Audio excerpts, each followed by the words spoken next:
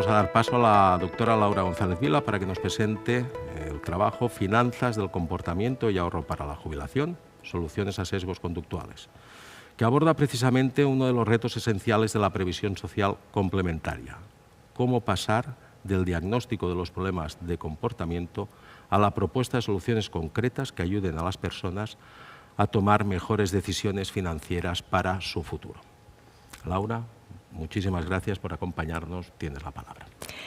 Muchas gracias, Javier, y muchas gracias también a todos los que nos estáis acompañando hoy en este webinar. Algunas de las cosas las ha comentado ya mi compañero, pero vamos a analizar con detalle las finanzas del comportamiento y el ahorro para la jubilación, viendo cuáles son las soluciones a posibles sesgos conductuales. Bueno, el objetivo, como decía, es explicar por qué no ahorramos lo suficiente para la jubilación y qué diseños conductuales pueden ayudar a solucionar la situación.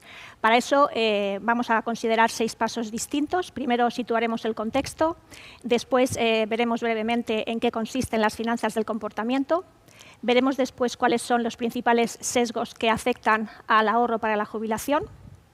Veremos cómo solucionar estos posibles sesgos mediante lo que se denomina nudges en finanzas del comportamiento. Veremos después una pequeña simulación y finalmente concluiremos con una serie de reflexiones. El punto de partida, como decíamos entonces, es bien conocido, pero conviene recordarlo. El envejecimiento de la población y la baja natalidad elevan la proporción de personas jubiladas respecto a la población activa. Además, las transformaciones del mercado laboral que llevan asociadas trayectorias profesionales más discontinuas dificultan la planificación de la jubilación. Las reformas de los sistemas públicos de pensiones hacen prever una disminución del importe futuro de las pensiones públicas de jubilación, y todo esto se traslada a las personas la responsabilidad de complementar los ingresos en la vejez.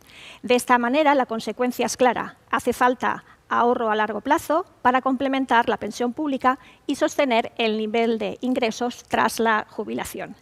Esto no significa prescindir del sistema público, sino entender que el ahorro previsional para la jubilación deja de ser una opción financiera periférica y se convierte en una cuestión de bienestar social.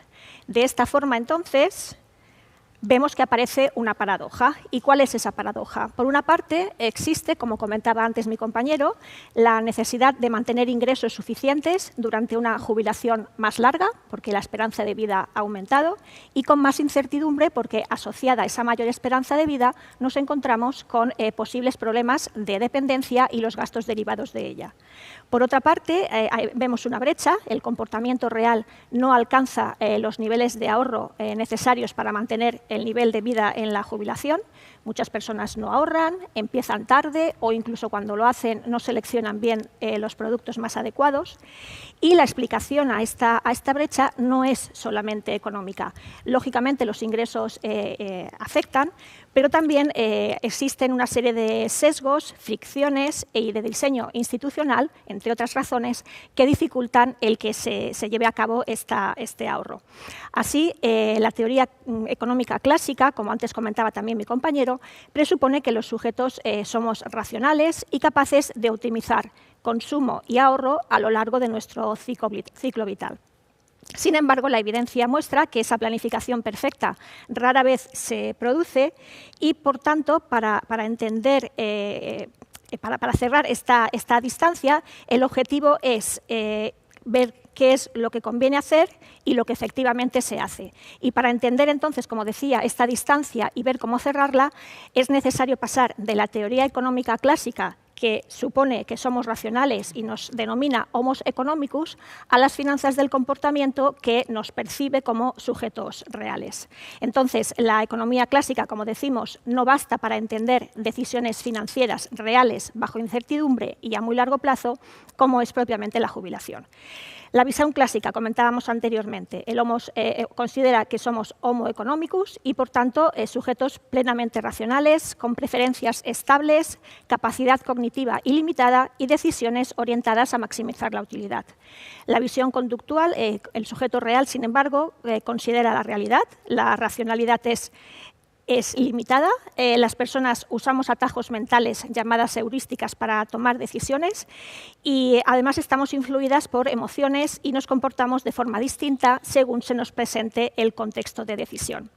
La implicación práctica es clara. Si los productos, las normas y la comunicación se diseñan para un inversor ideal, pero nosotros no somos ese inversor ideal, es probable que fallen ante el comportamiento real. Si se diseñan, sin embargo, teniendo en cuenta cómo deciden realmente las personas, se reducen fricciones, complejidad y se reducen sesgos. Y aquí, entonces, se trata de considerar la irracionalidad no como algo anecdótico, sino de incorporar patrones sistemáticos de comportamiento al diseño institucional y al asesoramiento. Para incorporar estos patrones, precisamente, lo que tenemos que considerar es y entender bien cómo funciona el proceso de toma de decisiones, y para esto es útil la distinción que hizo en su momento Kahneman sobre el sistema 1 y el sistema 2. ¿Por qué las decisiones financieras cotidianas se apartan de la racionalidad perfecta? Bueno, tenemos, como decíamos, dos sistemas para la toma de decisiones. El sistema 1 es rápido, automático e intuitivo. Reacciona con poco esfuerzo, usa asociaciones, experiencias previas, heurísticas y señales salientes o motivadoras. El sistema 2, por contra, es lento, deliberativo y lógico. Requiere atención, permite calcular, comparar alternativas y corregir intuiciones. El sistema 1 es el que utilizamos prácticamente para las decisiones más cotidianas siempre, y el sistema 2, el inconveniente que tiene es que requiere más atención y esfuerzo. Y por eso, en muchas ocasiones, recurrimos al sistema 1, que no nos requiere tanto esfuerzo. El inconveniente es que ese sistema puede dar lugar a sesgos conductuales, y esos sesgos conductuales pueden ser o bien cognitivos, si están relacionados con procesamiento de la información, o bien emocionales, si están relacionados con estados afectivos y experiencias subjetivas. Y la pregunta clave, o una de las preguntas claves, es ¿por qué el ahorro para la jubilación es especialmente vulnerable a estos sesgos? Existen distintas razones y aquí hemos recogido 6 principales. La primera de ellas es que ese ahorro se percibe como algo lejano. El beneficio de ahorrar hoy se percibe como algo distante y poco urgente. Otra razón es que es abstracto. El yo futuro se siente menos real que el yo presente. Además, es una decisión compleja. Hay que entender productos, fiscalidad, riesgo, liquidez, costes, horizonte temporal, forma de cobro y toda una serie de conceptos técnicos, vamos a decir. Además, es emocional. Aportar hoy puede sentirse como pérdida de consumo presente, no como una inversión en bienestar futuro. Además, es diferible. Siempre parece posible empezar más adelante, cuando suban los ingresos, cuando hayamos pagado la hipoteca, cuando los niños sean mayores, o. De esta forma vamos procrastinando. Y además es poco visible, porque las consecuencias de no haber ahorrado en el momento adecuado aparecen más tarde, cuando hay menos margen de corrección, menos margen de reacción, o incluso ese margen es nulo. Sin embargo, aquí se trata de cambiar el enfoque. No se trata de culpar a las personas por no ahorrar, sino de diseñar un entorno en el que ahorrar sea más fácil, automático y comprensible. De esta forma, para diseñar ese entorno, hay que tener en cuenta cuáles son los principales sesgos que afectan al ahorro para la jubilación. Y aquí también hemos recogido, de entre los distintos sesgos, 6 de ellos. Los 6 que consideramos más relevantes. El primero es la miopía temporal o el sesgo de presente, que consiste en una preferencia por consumo inmediato frente a recompensas futuras, de forma que se pospone el ahorro para la jubilación. Otro sesgo es el status quo o inercia, que consiste en mantener decisiones pasadas y la situación actual para evitar cambios. Eso implica, por ejemplo, una escasa revisión periódica de las decisiones de inversión tomadas, poca afiliación a planes de pensiones ocupacionales si la afiliación requiere acción. También aparece un sesgo de aversión a la pérdida. La insatisfacción de perder es más intensa que la satisfacción de ganar. Y esto lleva a una preferencia excesiva por productos de bajo riesgo, manteniendo inversiones además que son poco rentables para no materializar pérdidas, rechazando volatilidad de las inversiones, etc. Aparece también un sesgo de exceso de opciones. Paradójicamente, y pese a lo que puede parecer, demasiadas alternativas paralizan la decisión, especialmente si tenemos en cuenta que estábamos hablando de conceptos técnicos, como antes comentábamos, y que una proporción elevada de la población tiene escasa educación financiera para comprender estos conceptos técnicos. Otro sesgo es el de exceso de confianza, que consiste en sobreestimar las propias capacidades y de esta forma se asignan recursos a productos inadecuados, se asumen riesgos innecesarios, se cree de forma errónea que cuando llegue la jubilación y estas posibles situaciones de dependencia se contará con ingresos suficientes, etc. Y un último sesgo que comentamos es el de encuadre y saliencia, en el que vemos que las personas respondemos de forma distinta según cómo se nos formule una misma pregunta o alternativa. Así, por ejemplo, no es lo mismo describir un producto como ahorro obligatorio que describirlo como instrumento de protección futura. En el primero de los casos genera mucho más resistencia, mucho más rechazo. Estos sesgos, como decíamos anteriormente, no son fallos aislados, sino que son patrones previsibles, y si son previsibles, pueden tenerse en cuenta en el diseño de soluciones. Esas soluciones son precisamente lo que en finanzas del comportamiento se denominan nudges. Los nudges, o pequeños empujones, son modificaciones del entorno o arquitectura de elección que alteran el comportamiento de forma predecible sin prohibir opciones ni eliminar la libertad de elección. Se apoyan en el paternalismo libertario, es decir, orientan hacia decisiones beneficiosas, manteniendo la posibilidad de elegir otras alternativas, como decíamos anteriormente, respetando la libertad. En el caso del ahorro previsional para la jubilación, su objetivo es reducir fricción inicial, carga cognitiva y procrastinación, y no sustituyen la educación financiera ni las reformas estructurales ni otras medidas que se puedan llevar a cabo, pero mejoran la eficacia de productos, políticas y comunicaciones. Su fuerza está en diseñar para sujetos reales, como decíamos anteriormente, no para sujetos ideales, perfectamente racionales. De esta manera, en lugar de pedir a las personas que venzan todos sus sesgos con fuerza de voluntad, lo que se hace a través de los nudges es modificar el contexto para que la decisión adecuada sea más sencilla de tomar. Y estas soluciones son las que, o algunas de estas soluciones, son las que mostramos a continuación, basándonos en experiencias internacionales. La primera de las que mencionamos es tal vez la que se debate con más frecuencia en los últimos tiempos, que es la afiliación automática. Consiste, como su nombre indica, en la inscripción por defecto en los planes de pensiones de empresas a todos los trabajadores, con opción de baja. De esta manera, convertimos la inercia en nuestra aliada. Decíamos antes que el sesgo de status quo nos lleva a mantenernos donde estamos, pues las personas se inscriben por defecto y siguen allí por inercia. Otra experiencia internacional consiste en la opción por defecto, en que se diseñan carteras o fondos predeterminados para quienes no eligen de forma activa dónde invertir, respetando estas carteras o estos fondos predeterminados el horizonte temporal y el perfil de riesgo del partícipe. Otra experiencia internacional es el incremento automático, que consiste en vincular el aumento de aportaciones a los planes de pensiones, vinculándolos, como digo, a subidas salariales futuras o a fechas predefinidas, como por ejemplo la fecha de cumpleaños. Una experiencia bien conocida es la que se denominó Save More Tomorrow, pero también existen otros mecanismos que se han aplicado aquí en España, por ejemplo, el Ahorra Más. El framing en la salencia también consiste en otros nudges. Consiste en presentar el ahorro como protección futura, no como un sacrificio presente.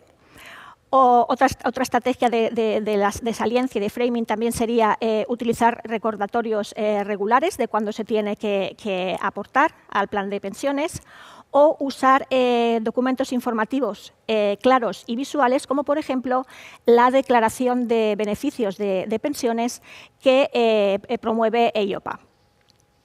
Una estrategia adicional de NATS consiste en la visualización del futuro. Consiste en acercar el yo jubilado al yo presente para aumentar la empatía con las necesidades que ese yo futuro tendrá el día de mañana.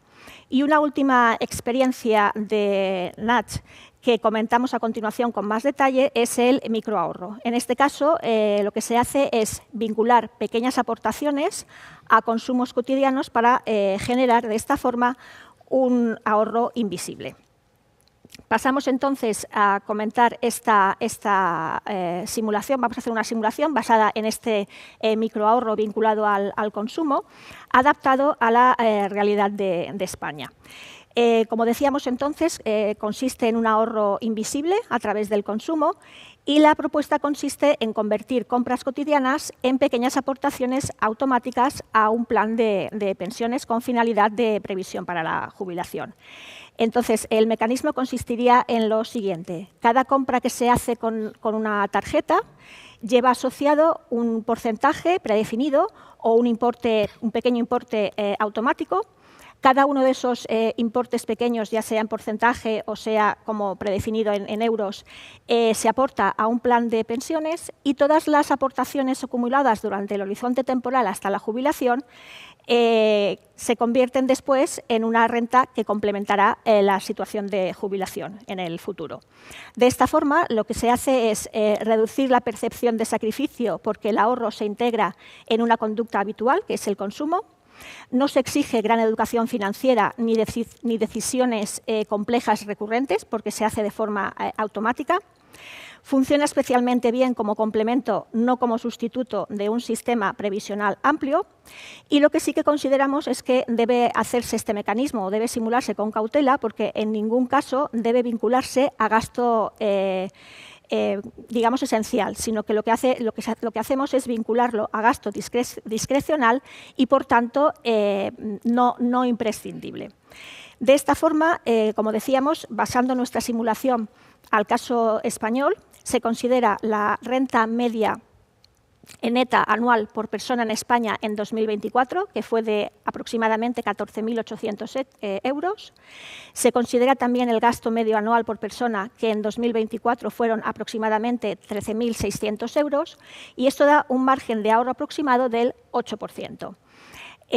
Además, hacemos una calificación para distinguir lo que son gasto esencial o no discrecional, que considera vivienda y suministros, transporte, sanidad, mobiliario y mantenimiento del hogar y educación, y el resto lo consideramos como discrecional. Esto da un gasto discrecional anual medio de aproximadamente, con datos del 24 también, de 6.400 euros. Y a partir de estos datos consideramos dos hipótesis. En primer lugar, que la persona media destina el 6% del gasto discrecional, del que se puede prescindir, al ahorro previsional mediante el plan de pensiones vinculado a la tarjeta. Por tanto, asumimos que es una aportación asumible, no un gasto, una aportación. Y además asumimos también como hipótesis que la renta y los gastos aumentan en el mismo porcentaje anual. De esta forma, además, combinamos dos variables, que son la edad de inicio a las aportaciones a ese plan y la rentabilidad anual. Las edades de inicio consideran 4 escenarios distintos: 25, 30, 35 y 40 años, y la rentabilidad considerada es del 1, 2 o 3%. Por tanto, también tomamos rentabilidades bastante prudentes. Asumimos que la edad de jubilación será a los 67 años. Como decíamos, el ahorro acumulado en el plan de pensiones se convierte en una renta vitalicia, por tanto, mientras viva el jubilado, anual y vencida. Y además lo que hacemos es calcular la tasa de reemplazo complementaria que esa renta representa sobre los ingresos del jubilado, es decir, cuánto añade esa renta vitalicia respecto a la renta neta estimada que tendrá la persona a los 67 años. Vemos a partir de ahora con los resultados numéricos cómo estos pequeños ingresos automáticos pueden compensar parcialmente la procrastinación y la falta de planificación. Así, el primero de los resultados lo que muestra es que el horizonte temporal multiplica la acumulación. Con el mismo porcentaje de ahorro, el 6% que decíamos, de los gastos prescindibles, empezar a los 25 años permite acumular alrededor del doble que empezar a los 40. A los 40 años, con una rentabilidad del 1%, el ahorro acumulado serían unos 14.100 euros.